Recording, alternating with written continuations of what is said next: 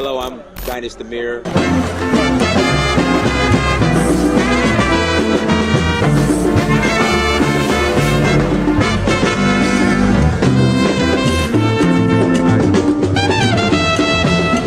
Today, Africans are still dealing with that. It's just in blackface, like he's talking about. And also, another thing about Africa as well is that most people forget to put into perspective that a whole generation of leadership was wiped out. Lumumba, Nkrumah, Bembela, Sekou Touré, Sankara, Steve Biko, They're coming from a level. and just the way, like Haile Selassie. Selassie, They got him it's at the end. contestable, to talk about him is okay. He's a monarch. I don't like to praise or. I understand. I'm not talking about a monarch, but let me go back to what I'm saying. We always forget to understand. Oh, I lost what I was gonna say just now. Yeah, that not only does white supremacy look to dismantle black leadership, they also look to replace black leadership, to strengthen black leadership that is detrimental to black people.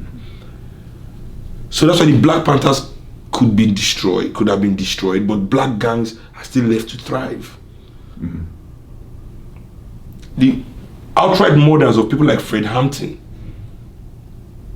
many Black Panther leaders, to weaken the system. That same tactics can be used against these drug dealers and gangsters, and nobody would care. Mm-hmm. Nobody would march on the streets, but they don't do that.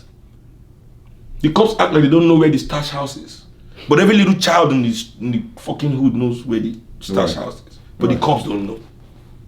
The cops know. And when they know, they start saying they need all this paperwork and reason and pay to go and do their jobs.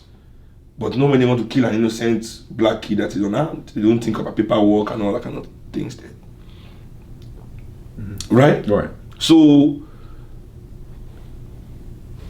we also have to look in Africa, in the African American society, why some leaders were dealt with the way they were and why others were left to thrive, and even have federal government contracts to back them, even though they are anti-American, e.g. the Nation of Islam. Oh, okay. And Mr. Louis Farrakhan. Okay. Hello? I know, I'll call you back. Or come to my room. Come to my room. You're killing my... Come to my room. What if you didn't have mobile phones? This mobile phone has made everybody lazy. Everyone, we didn't have these things. Everybody, you have to go where you gotta go. And when you want to go and see your friend in his house, you go with the Lord. You can't call him. You don't know where he is. You just go, you're like, he's gonna be home. You will him to be home. You will him that he's home. Anyway, so as I was saying, so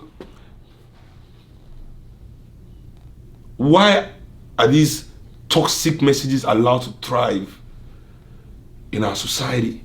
Yeah. Islam oppresses black people. True. There's no salvation for black people in Islam, especially black women.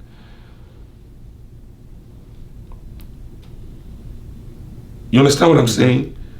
Someone like Karenga and his new slaves, or whatever they used to call themselves, the number one antagonist of the Black Panther, and now we know that they have some federal help. Mr. Kwanzaa. Oh, yeah, LA. Yeah, Karenga. I know what I'm talking about. Yeah, we know about that. I've been in UCLA. I know what I'm talking about. Also. The Panthers, UCLA. Yeah. So I know what I'm talking about. We have to also see that aspect. We have them in Africa. We have Mandela, allowed to thrive, came out of prison at 71, was able to amass $100 million in 20 years at 71. What's going on? Where did you work? What's your job, bro? So many leaders like that all over Africa. Mobutu Sese Seko, Obasanjo. What's this guy in Algeria? What's the name of their head of state? Gaddafi. No. That's Algeria. Gaddafi. In Algeria, not Libya. Before they took out Saddam Hussein, so people that have done irreparable damage to our continent, that have been propped up for decades by America, saying, "Oh, black people need strong armed government." You understand? America and Europe, in cahoots with criminals in Africa, would topple elected governments, as they are doing in Venezuela today. Democratic governments that people have voted for. You tell me because the election was not free and fair. Is the American election free and fair? Hillary won the popular vote. Is she president? You have your electoral college. Nobody can dispute it. Yeah, but she won the popular vote. Yeah, but they have electoral college. So fine, it's your system. It's your system. But my thing is with the Clinton and Trump thing, if it was the other way around, they wouldn't be complaining, if that makes sense. Anybody that loses any side complains. You complain, that's what you do. I'm just saying. Okay, how about Bush and Gore? Okay, but that was that suspect. A free and fair that was election? Suspect. Okay, that one was suspect. Was that a free and fair election? That one was suspect. Yeah. Okay, I agree with that one. How many people came to bomb America or declared it? God declared himself president. I mean, so the list is endless about the uneven, and I know not uneven, but the injustice that is used to relate with motherland people in this system.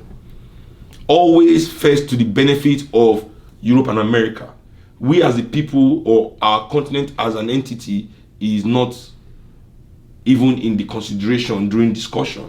We are all collateral. Even our continent is collateral damage. One day I was driving my car on a bridge in Lagos and I saw a ship just docked in the middle of our ocean, just dumping wherever it was, just like sludge, just like dumping it in our seas, So this is black people under capitalism.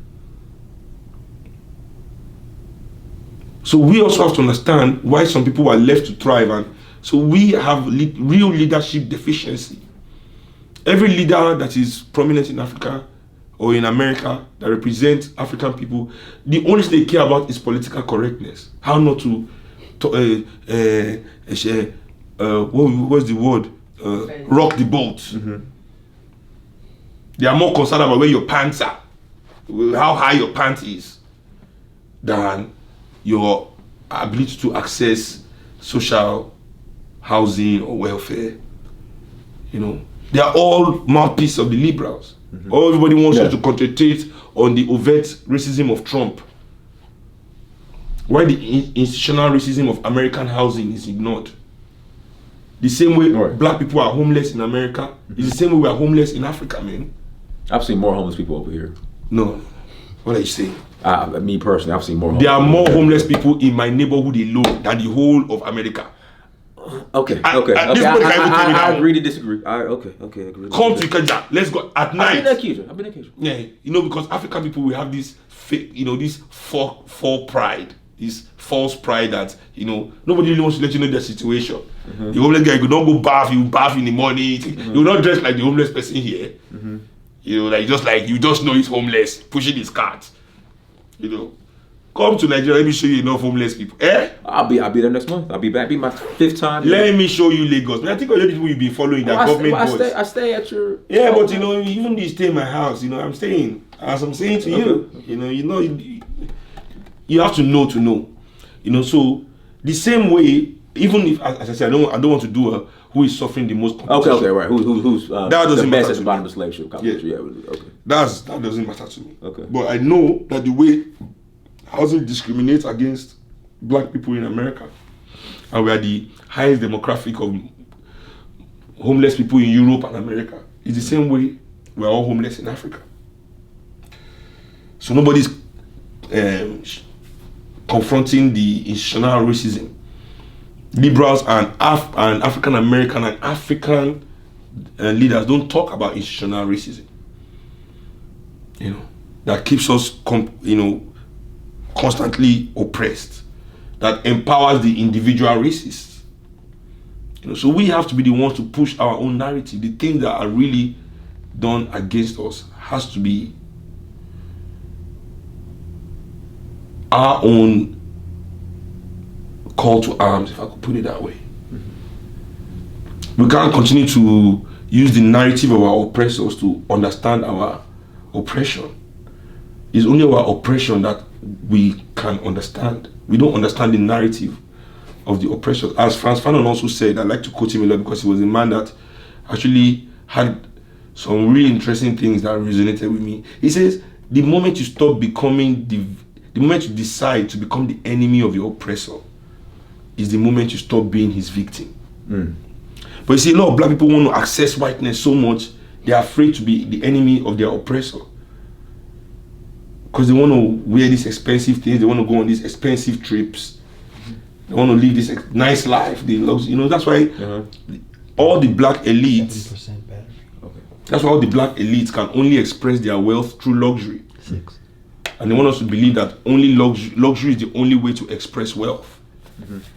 Okay. But luxury is not the only way to express wealth, right? Right. Exactly. So why are we only seeing luxury as in our own communities as an why is wealth only expressed as luxury from all the rich African Americans, the Will Smiths to the Jay-Z's to everybody, and the rich Otedolas and Dangotes and whatever you have in Africa? You understand? They have their little extractive service industry that's bringing them their money, and the only way they express that to us is by their luxurious lifestyle. And most of them really talk down on us. So what are we doing? We need to eject ourselves from that narrative and find the narrative that suits our freedom, not trying to make sense of the narrative of our oppressor, and reason with him, from a place of oppression. Nah, it's not done that way. We have to find a way from our own position internally, to succeed. It's very important that we exclude the narrative of the elites from this discussion. It's very important. It's a good discussion. Yeah, man. I appreciate it. I appreciate it. Pleasure. No worries. So you go to New York? Tell us, shout everybody, shout out where people can contact you and. Oh, okay, everybody. Next dates where you're going to and. Okay, we're doing New York on the 19th of February. We're in that's in 2 days. Where are we again? We're in. We are Detroit. We are in DC. Check out the dates on my website, seunkuti.net. You can check out all the dates. I don't remember them. I try not to remember my dates. I just go. I don't want to look at how much work I have to do because. So I'm just like, we have a show today. Let's go. So for me that is easier that way. But check it out. Big Bird. Like Sesame Street. Big Bird Kuti. That's my Instagram handle. If you want to check it out. At Real Seun Kuti on Twitter. Seun Kuti on Facebook and all of that. So yeah, check it out. I put out some interesting things too, Cool. Yeah. All right, guys. I appreciate it. Yeah, but I don't want anybody in America to feel like Africans are not don't see you as their brothers. That is an elite. Those are the elites of Africa that thrive off our division and make profit of our oppression.